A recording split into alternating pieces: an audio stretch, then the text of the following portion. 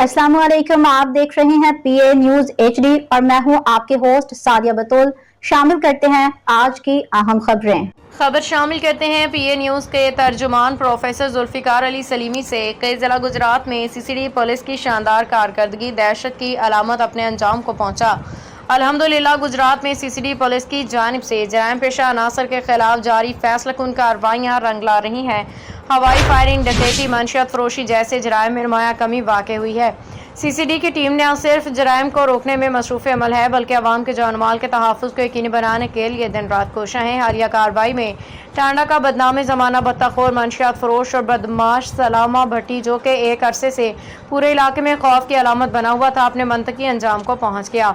दिसंबर 2024 में सलामा भट्टी ने एक दिल दहला देने वाला जुल्म करते हुए एक शरीफ शहरी आमिर शहजाद को उसके 12 साल बेटे के सामने गोलियों से भून डाला, सिर्फ इसलिए कि इसने मंशियात फरोशी से मना किया था। ना सिर्फ अंधोनाक कत्ल, बल्कि बाद में मकतूल के लवाहिकीन को मुसलसल सुलह पे मजबूर करने, जान से मारने की धमकियाँ। बिलाखिर कानून ने अपनी ताकत दिखाई।